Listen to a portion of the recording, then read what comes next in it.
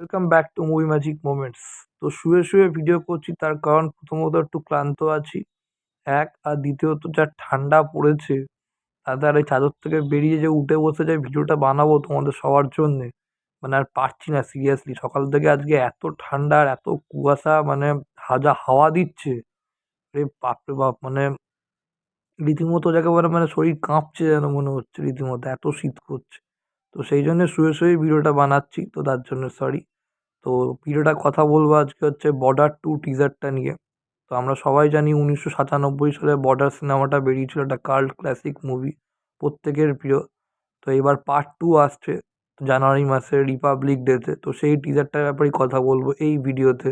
তো চলুন শুরু করা যাক। তো কেমন হলো বর্ডার টু টিজারটা? তো বর্ডার টু টিজারটা আমার বেশ ভালোই লেগেছে প্রথমত বর্ডারই সিনেমাটা একটা ইমোশনাল বলবো, তো সেটার পার্ট টু আসছে। টিজারটা যেভাবে শুরু হয় এবং যেভাবে শেষ হয়, সবচেয়ে বড় কথা খুবই অল্প টিজার কিন্তু ইম্প্যাক্ট খুব ভালো হয়েছে। প্রত্যেকটা ক্যারেক্টারের সাথে ইন্ট্রোডাকশনটা করে দিয়েছে, তাদের ফ্যামিলি মানে লাইফটা কীরকম দেখাচ্ছে এবং তারা দেশের জন্য কতটা টু এক্সটেন্ড অবধি যেতে পারে সেটাই দেখিয়েছে টিজারটাতে। সানি দেওলকে দেখে সত্যি মানে সেই মনে হচ্ছে সেই একদম সেই বর্ডারেরই সানি দেওল, নাথিং চেঞ্জ।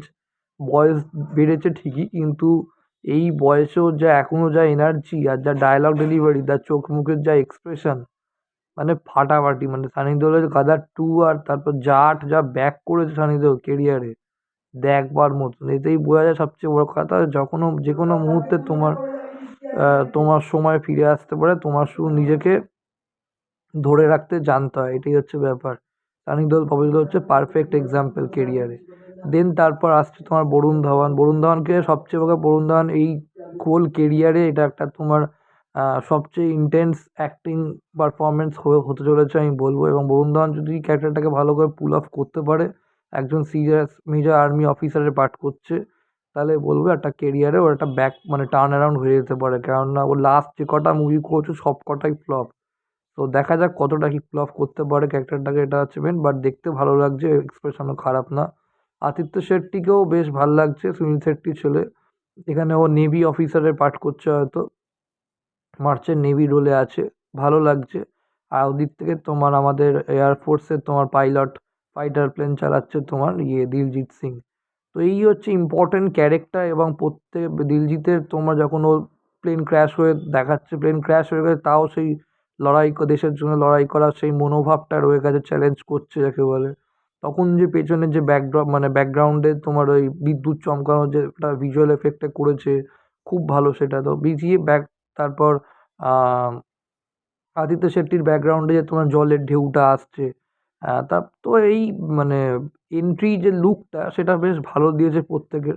আর সবচেয়ে বড় কথা মানে লাস্টে তুমি মানে যখন সানি দেওল সেই ডায়লগ ডেলিভারিটা মানে দিচ্ছে, যে কতদূর তোমার মানে সেই হুঙ্কারটা যেতে পারে দেশের জন্য, মানে তোমার সেই প্যাশনটা, ভালোবাসাটা।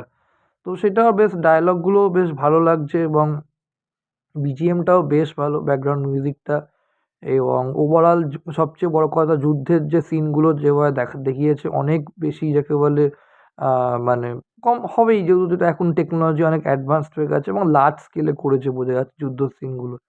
তো খুবই ভালো লাগছে, বেশ প্রমিসিং লাগছে একটা বর্ডার সিনেমার বর্ডার টু, কারণ এটা একটা মানুষের ইমোশন বলবো। তো সেই জায়গায় যদি করতে পারে আমাদের ডিরেক্টর অনুরাগ সিং, তো রিয়েলি ভালো বলবো। এবং সবচেয়ে বড় কথা মানে মানুষের ইমোশন এবং নস্টালজিকটা ফিল হবে বর্ডার টু সিনেমাটা দেখার সময়। তো এই ভিডিওতে এই কথাই বলা ছিল। Thank you so much. ভিডিওটা ভালো লাগে লাইক করো, কমেন্ট করো, শেয়ার করো, চ্যানেলটা অবশ্যই সাবস্ক্রাইব করে রাখো ফর ফিউচার। Thank you. আর শীত পড়ে গেছে বিশাল, এটা বলবো, সবাই এবার যথেষ্ট প্রোটেকশন নাও, যাতে তোমার চাকরিতে যাওয়ার সময়, স্কুলতে যাওয়ার সময়, কলেজ যাওয়ার সময় ঠিকঠাক যাতে তোমার শরীরটা যা ঠিক থাকে। কারণ প্রচণ্ডই ঠান্ডা পড়েছে। মানে আমার মানে এই চাদরের তলায় ঢুকে বসে ভিডিও করছি, মানে বুঝতেই পারছেন। নাহলে আমি মানে যেরকমভাবে আমি করি বসে, সেরকমই করতাম। তো থ্যাংক ইউ সো মাচ।